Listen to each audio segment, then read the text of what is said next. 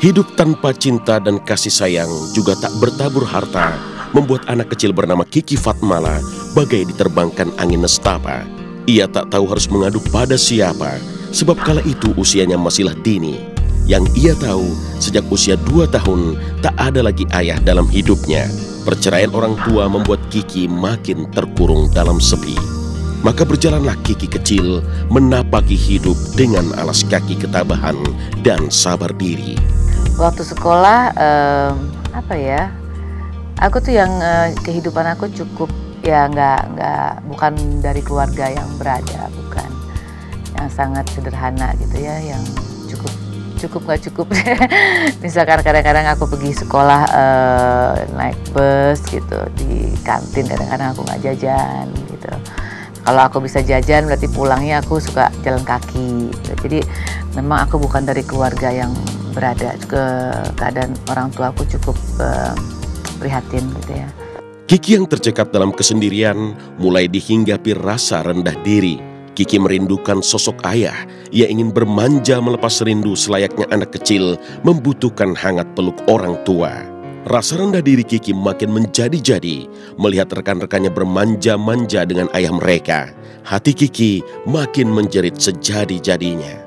Mungkin karena aku dari keluarga yang bukan keluarga berada, jadi kadang-kadang aku percaya diri kurang kepercayaan diri gitu ya. Jadi aku suka minder, suka aduh malu enggak dia anak orang kaya, atau mau pergi diajak teman enggak usah deh gitu.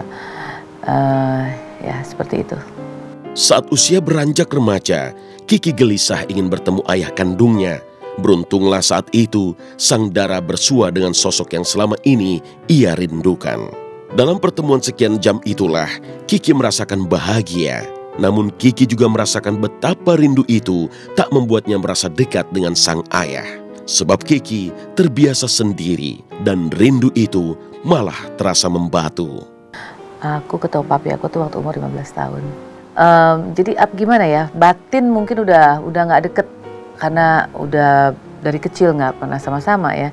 Jadi waktu ketemu pun dipeluk atau apa aja, udah beda gitu, karena memang dari kecil udah nggak sama-sama. Jadi ya aku cuma tahu oh iya ini papi aku, tapi kekuatan batin yang dekat itu udah nggak terlalu. Kiki bersyukur bisa bertemu ayahandanya meski ia tak lagi berharap merengkuh dekap hangatnya. Sebab sang ayah telah memiliki kehidupan sendiri yang tak boleh ia campuri. Kiki hanya ingin tahu seperti apa ayahandanya, karena selama ini Kiki hanya membaui aroma yang tak wangi tentang ayahandanya. Karena memang dari kecil udah nggak sama-sama, dan orang tua aku juga selalu ngedokterin. Orang bilang ngedokterin ya dari kecil. Misalkan, oh bapak lu jahat, bapak lu gini, nggak bagus, gini. Sebenarnya sih itu tidak baik. Kalau misalkan one day aku berumah tangga, misalkan jangan-jangan sampai aku punya anak terus cerai atau gimana. Tidak baik memberitahu anak ya. Biarin aja, namanya juga bapaknya kan, dari kecil ya harus dibikin hubungan yang baik seharusnya gitu. Cuma ya kayak sekarang aku sendiri, aku tetap sayang walaupun ini dia papi, ini mami gitu. Tapi batin aku udah nggak deket karena dari jauh udah dipisahin gitu. Nestapa membuat Kiki tegar menjalani hidup. Kakak dari seorang adik ini pada akhirnya menjelma menjadi sosok mandiri yang tak mau bergantung pada siapapun. Baginya, sendiri bukan berarti dikasihani. Biarlah tak ada kasih sayang, biarlah pula hidup serba kekurangan. Namun yang terpenting, kelak jangan menyusahkan orang. Dan apa ya, lebih dalam hidup lebih kuat. Aku bukan perempuan yang nggak bisa ini, nggak bisa itu. Aduh kalau nggak ada keluarga nanti gimana? Aku bisa hidup sendiri. Aku terlalu mandiri. Kalau itu sih, kalau aku bilang Kiki tuh temen yang luar biasa ya. Dia tuh mandiri banget, top mbak aku bilang. Karena aku sendiri dulu itu yang pokoknya aku gak pernah fokus kerja. Aku cuma main fitness, ngikutin dia apa segala macam. Kerja cuma sekedar aja karena aku berpatokan ke dia. Karena aku lihat kalau syuting, udah syuting ini gitu. Jadi dia udah cerai ya, dia mulai syuting lagi kayak FTV. Terus sempat ada stripping di MD gitu, beberapa gitu loh. Film mulai sebagai cameo. Aku tuh mandiri banget dia, karena misalnya benar kalau dia syuting itu bawa mobil sendiri, persiapin sendiri, nggak ada asisten, nggak ada apa. Nah di situ aku suka dampingin dia, ngikut gitu loh. Kalau aku pas nggak kerja, Sabtu Minggu ngikutin dia, kan dia syuting apa, dia bawa mobil sendiri, sejauh apapun dia akan sendiri, kayak ke Lampung, mau syuting di Anyer, mau di mana, mau jam berapa, dia jalani sendiri. Dan dia orangnya tuh yang bener-bener mandiri banget. Dia kalau ban mobil pun dia bisa ditukar sendiri gitu loh. Dia nggak kayak yang artis sekarang ada asisten ini, make up ini, oh enggak. Dia semua, mulai dari dia prepare bajunya untuk berangkat, sampai untuk makan, untuk dia istirahat, baju semua dia sendiri gitu. Sebenarnya kenal Kiki itu malah sebelum kita syuting bareng, dan bahkan saya itu masih menjadi penata rias. Jadi saya masih belum menjadi seorang pelakon ya. Kala itu Kiki masih remaja banget. Dia menjadi cover salah satu majalah di ibu kota ya. Nah itu kebetulan saya yang merias gitu loh. Nah saya ngeliat Kiki tuh yang masih remaja, masih muda banget, terus cantik ya layaknya remaja lah gitu, yang biasa aja gitu. Tapi memang Kiki ini pembawaannya memang dari dulu tuh orangnya ya serius aja gitu, ya nggak pernah yang orangnya ramah, tapi orangnya tuh tidak hura-hura, tidak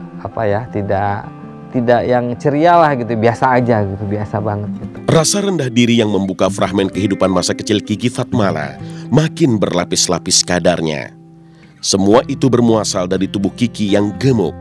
Jika merunut kisahnya, mungkin tak akan pernah ada yang menyangka jika wanita bertubuh seksi ini pada awalnya begitu dipusingkan dengan kelebihan bobot tubuhnya.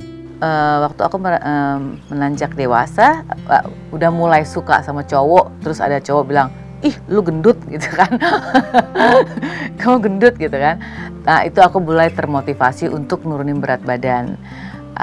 Aku gabung dulu tuh ada sanggar senam di Majestic Titik Kadarsih, itu cukup famous dulu ya. Dulu belum ada fitness besar yang seperti sekarang. Terus aku suka ikut aerobik di sana. Terus aku juga belajar kayak nari untuk nurunin berat badan. Nah mulai dari situ berat badan aku mulai turun. Dan sampai sekarang akhirnya aku selalu kayak trauma gitu. Kalau misalkan aku nggak olahraga, mungkin aku bisa balik lagi seperti dulu waktu aku masih kecil. Itu memang genetik juga, dari faktor genetik. Semua keturunan keluarga aku tuh gemuk-gemuk. Dia remaja itu memang agak tomboy gitu. Jadi dia senangnya olahraga. Bahkan dia sempat jadi pengajar kalau nggak salah ya. Mungkin dia takut sama gemuk kali, karena dia memang ada bakat gemuk. Nah itu kali kalau saya rasa ya. Kenapa dia jadi gila olahraga gitu. Iya, karena dia sedikit aja bisa cepat gemuk gitu, yang saya tahu gitu. Terus aku bilang, nggak bisa, aku nggak bisa main film, nggak ngerti gitu. Kamu harus coba gitu.